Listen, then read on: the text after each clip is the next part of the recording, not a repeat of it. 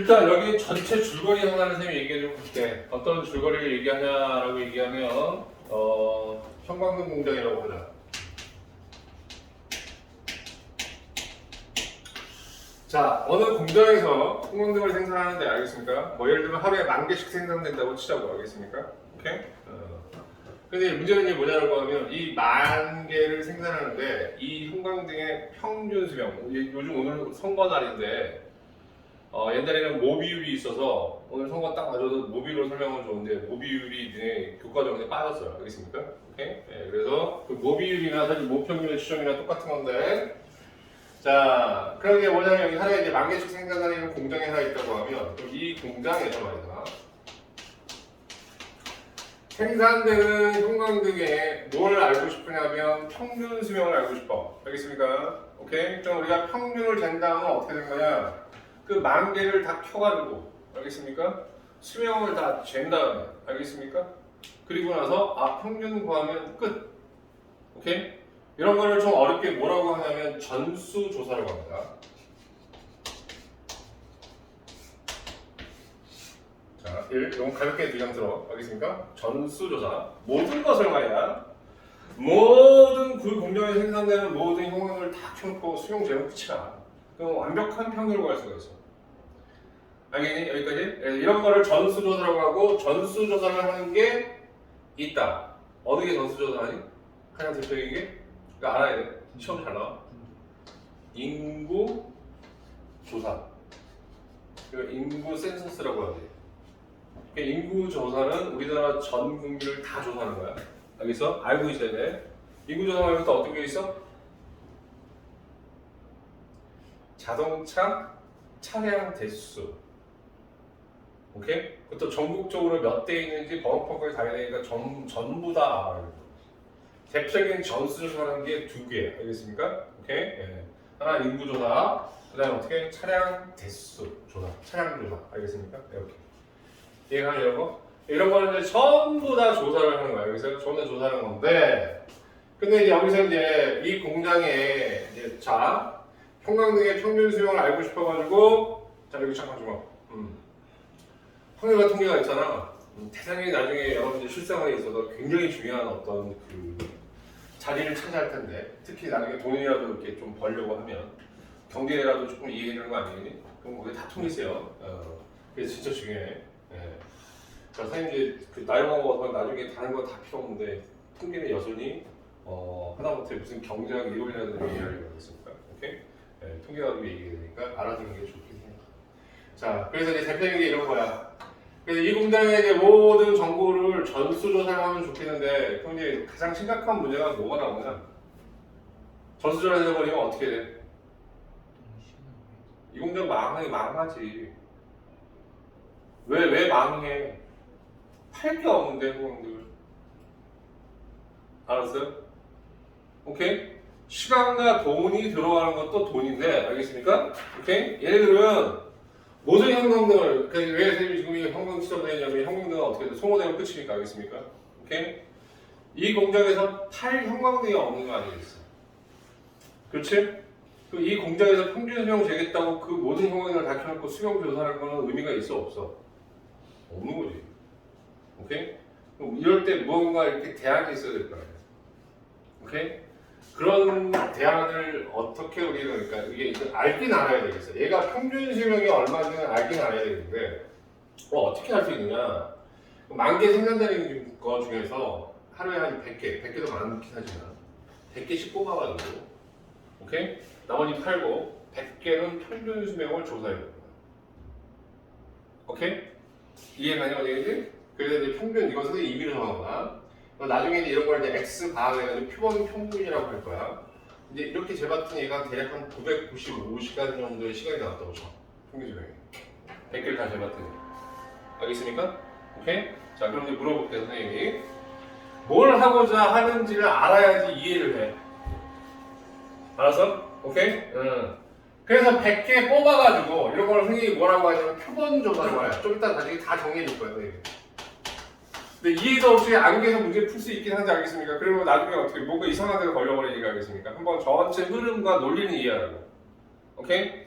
그럼 얘가 이제 100개를 뽑아서 995시간이라는 평균을 구해서 이런 걸 표본 평균이라고 한다고. 자, 어쨌든 처음 듣는 사람은 용어도 생소하니까 어떻게 지금부터 하나하나씩 또박또박 받아들이면 돼. 그럼 얘는 왜 조사했느냐? 이 공장에서 생산되는 평균 수명을 알고 싶어서 조사했지? 그럼 이제 선생님이 이럴 거야. 그럼 이 공장의 평균 수명은 그럼 995시간이겠네? 그럼 이 공장의 평균 수명은 995시간이야. 라고 얘기하면 문제가 되니 안 되니? 다시 여기 공장에 하루에 10,000개씩 생산돼. 오케이? 그 중에 100개만 뽑아서 평균 수명을 쟀어. 오케이? 근데 995시간이 나왔어. 오케이? 그럼 우리 공장의 평균 수명은 995시간이야. 이런 문제가 되냐 안 되냐? 문제가 되니 안 되니? 그러니까 직관적으로 한번 생각해봐. 문제가 되죠. 왜 문제가 되는데? 그치, 10,000개를 조사했어요. 다 조사했어야 되는데 10,000개 아니고 그 중에 일부인 100개만 조사했다는 거야. 얘를 가지고 조사를 했는데 995시간인데 왜 100개 뽑는데 해필 어떻게 한다고 형광등 수명이 엄청나게 긴 것만 뽑을 수도 있는 거 아니겠어? 이해하냐고 얘기? 그럼 실제 얘네들이 가지고 이 공장에 생산하는 건 평균 수명보다 어떻게 되나? 너보다 길게 나오겠지. 뭐든지 이해가? 오케이? 이런 걸 조금 어렵게 뭐라고 하냐면 위험률이라고 합니다. 알겠습니까? 오케이? 아니면 아예 진짜 수명이 짧은 것들만 해가지고 실제 수명이 굉장히 긴데 해필 짧은 것만 100개 뽑아가지고 수명이 굉장히 짧게 측정될 수 있는 거 아니야? 기지? 그러니까 이제 문제가 되는 게 뭐냐고 하면 그러면 이 공장의 평균 수명을 995시간이라고 단정짓기는 힘든 거야. 무슨 얘기인지 알아들었어요 여기까지? 그러면 발장난처럼 들리겠지만 이런 표현이 100개 가지고는 불가능하잖아. 왜? 10,000개를 조사한 게 아니겠지가 알겠습니까? 그러니까 어떻게 될지 몰라 사실. 정확하게 평균이 알겠습니까? 오케이? 그러면 이제 말을 바꿔서 말장난을 하는 거야. 어떻게 하냐면 우리 공장에 평균이 있잖아. 얘가 995가 나왔으면 대략 한 990시간부터 한 1000시간 사이에 있을 것 같아요. 이렇게 되면 설득력이 생겨 안 생겨? 아까보다 설득력이 생기지. 왜? 단정을 안 줬기 때문에 95시간. 이해가니? 오케이? 이거를 우리가 뭐라고 하냐면 나중에 신뢰 구간이야. 오케이? 이게 되게 재밌는 게 뭐 이렇게 좀 느꼈으면 하는 게 뭐냐면 어떤 거냐면 이왕 수학하는 거 알겠습니까? 오케이? 수학이 왜 필요해? 이런 얘기 니네 되게 많이 물어보잖아. 어렸을 때 되게 많이 물어봤잖아. 알겠습니까? 그 우리가 알고 있는 어떤 상식적인 선의 어떤 이야기들을 수학적인 형태로 지금 풀어내는 거예요. 표현해주기가. 알아듣겠습니까 여기까지? 오케이? 됐죠? 네. 자, 여기까지 지금 이렇게. 자, 그럼 이어서 또 가봅니다.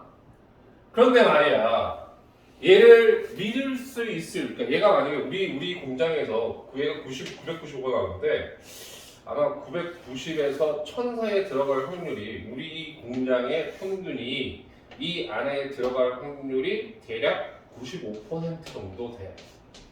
라고 얘기하면 얘만 얘기한 것보다 조금 더 신뢰감이 드니? 그치?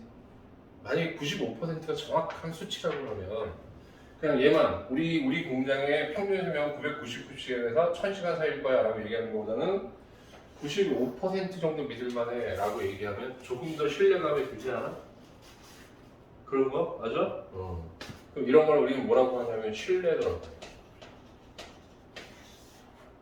오케이? 그럼 지금부터 배우는 건 뭐냐라고 하면 이걸 수학적으로 표현할 수 있는 거를 얘기해. 오케이? 그래서 앞에 이상한 것들 얘기하는 이유가 바로 이거야. 지금 얘기한 거 아니고 이해를 좀 하고 있습니다. 오케이? 바꿔가지고. 자, 다시 그럼 이런 표현을 우리는 지금부터 하고 이런 걸 흔히 뭐라고 하냐면 모평균의 추정 이렇게 해요. 그래서 전체적인 통계적 추정이라고 얘기하는 게 바로 그런 이유고 사실은 통계를 배우는 여기 확률과 통계를 배우는 단원 중에서 가장 중요한 단원이 이 단원인데 근데 이 단원이 사실 너무 얘 너무 많이 줄어들어서 알겠습니까? 오케이? 그래가지고 약간 의미를 퇴색하는데 나중에 대학교 가면 확통을 어떤 식으로 공부하게 될 거야. 오케이? 전공이 모든 과에 다 공부할 거야. 예전에는 이과 알겠습니까? 그렇게 되면 그때 이 이후의 내용을 조금 더 들어 공부하겠습니까? 도움이 좀 돼. 조금 어렵게 뭐 이런 얘기도 하잖아. 무슨 확률적 지식 뭐 이런 얘기도 하잖아. 그지? 그러니까 확률적 지식이라는 것은 진짜 확률을 써서 우리가 지식을 표현하는 방법까지도 이렇게 이거에서 거의 뭐 요즘에는 패러다임이 바뀐다고 얘기를 하잖아. 알겠습니까? 네, 그 정도로 조금 위력을 발휘해. 그러니까 선생님이 이렇게 재미는 없어 확률 통계가. 근데 실용적인 면에서는 굉장히 의미가 좀 있어. 이 통계는. 자, 그래서 이제 목표는 뭐냐면 머릿속에 이거 기억해. 나중에 잊어버리지 말고 결국 이 얘기하고 싶은 거야. 자, 형광등을 다 조사할 수 없으니까 줄거리를 기억합시다. 오케이? 다 조사할 수 없으니까 어떻게 하냐면 그 중에 일부를 뽑아서 그걸 표본을 뽑는다고요. 알겠습니까? 표본 추출. 오케이? 뽑아서 수명을 재고 이 수명을 잰 것을 가지고 우리는 뭘 알고 싶냐면 우리 원래의 이걸 어렵게 모집단이라고 얘기하는데 이 모집단의 평균이 어떻게 되는지를 알고 싶은 거야. 오케이? 그리고 그거를 표현하고 싶어 이렇게. 오케이? 그 다음 그 확률과 통계에서 왜 여기에 확률이 의미를 갖느냐? 95%라는 게 뭐니? 이게 확률이야. 알았어? 그러니까 95%라는 확률을 가지고 이거를 만들어낼 것이다. 알았어? 여기까지? 오케이? 자, 그럼 이제 차분히 한 대씩 밟아갑시다. 옮겨갑니다. 예, 자, 첫 번째. 이걸 가지고 해야 될 첫 번째 뭐냐면 제목은 통계적 추정이야. 지금 이게 단원이 얼마냐?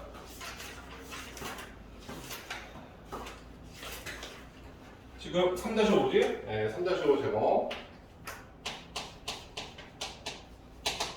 통계적 추정.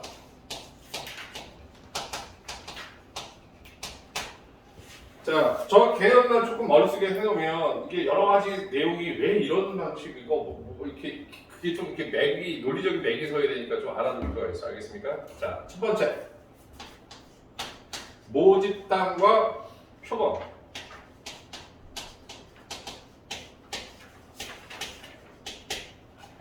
자, 일단 모집단이라는 건 뭐냐라고 하면 이 형광등을 기준 잡으면 이 공장에서 생산되는 형광등이야. 알겠습니까? 오케이? 네, 형광등이고 자, 그럼 이 전체, 형광등 전체를 우리는 모집단이라고 한다고.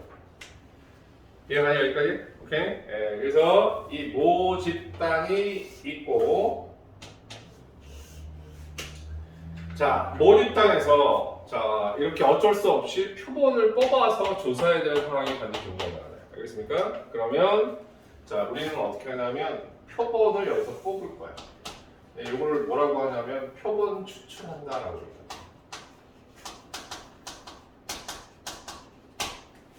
그럼 뽑힌 표본이 있겠지?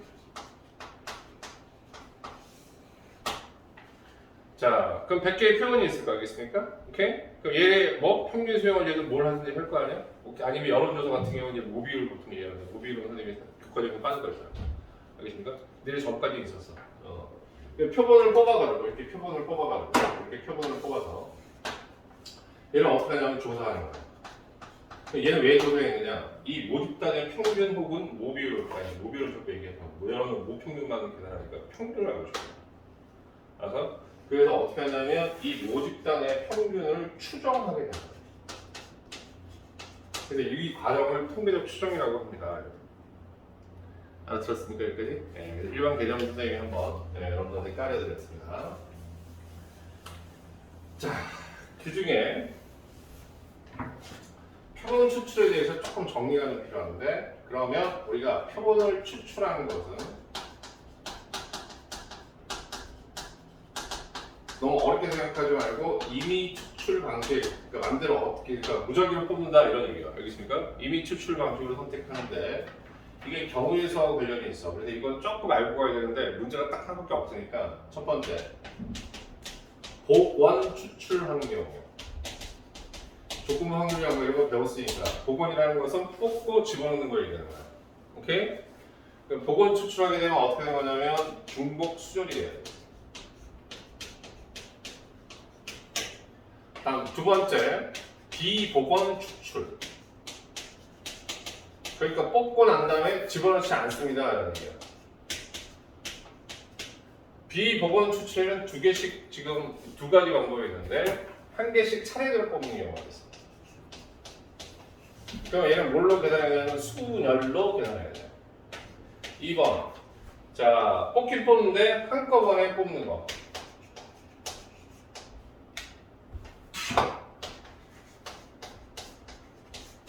동시에 뽑는 방법은 뭐가 되는 거냐면 조합으로 계산하시면 됩니다. 이해하면 여기까지? 예. 그래서 필기가 필요하니까 조금 알아둘 필요가 있고, 참고로 이것도 하나. 자, 이것도 아까 우리가 뭘 배웠냐라고 하면 뭐였지? 이항분포에 그렇게 있잖아요. n이 충분히 크면 이항분포를 뭐로? 정분포로 그냥 퉁쳐서 계산한다고 했지. 오케이? 자, 그래서 거기에 뭐 np가 5 이상 뭐 이렇게 사실 숫자도 있지만 그런 거 안 나와죠. 알겠습니까? 그거 외워도 필요 없고. 또 이것도 마찬가지야. n이 충분히 크면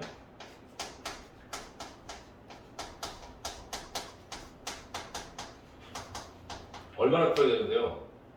항상 이 기준이 있어, 사실. 알겠습니까? 있는데 여러분들 고등학교 과정에는 그 n값을 다루지 않습니다. 알겠어요? 오케이? 네. 자, 그냥 표본의 크기 정도만 나중에 다루고, 이게 얼마의 제한선을 되는지 얼마를 만족한다 이런 거는 이건 진짜 고등학교 수학은 아니니까 걱정하지 말고, n이 충분히 크면 어떻게 되는 거냐? 비보건 추출. 그러니까 자, 모집단의 크기가 커지기 때문에 비보건 추출을 어떻게 생각하냐면 복원 추출로 생각해서 문제를 풀 수 있다. 나중에 그냥 이 정도만 써놓고 이게 문제가 되는 문제는 고등학교는 없는데 가끔 이제 문제를 아주 디테일하게 있는 친구들이 뭐라고 하냐면 얘는 이렇게 뽑으면 다른 거 아닐까요? 이렇게 얘기하면 자, 팍통이 재밌는 거는 통계가 끝에 재밌는 건 뭐냐면 대부분 어떻게 비슷한 거 퉁친다 이거야. 약간 5천원 무시한다 이거야. 당연히 원행이지. 오케이? 그걸 여러분들이 염두에 둬야 돼. 비보건 추출로 볼 수 있다. 자, 일단 여기까지 풀기. 자, 여기 또 디테일 작업을 가는데 이거 하나 문제는 한 문제밖에 없으니까 선생님과 같이 하고 나머지 문제는 여러분 풀면 될 것 같아요. 1384번 잠깐 봐요. 펴봐. 1384 펴봐.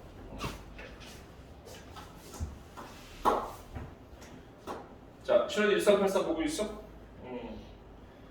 자, 1에서 6까지 자연수가 하나씩 적힌 6개의 공을 모집단으로 하여 표본의 크기가 2인 표본을 추출하려고 할 때 다음 조건을 만족시키는 A, B, C 값을 구해라 이렇게 얘기했지.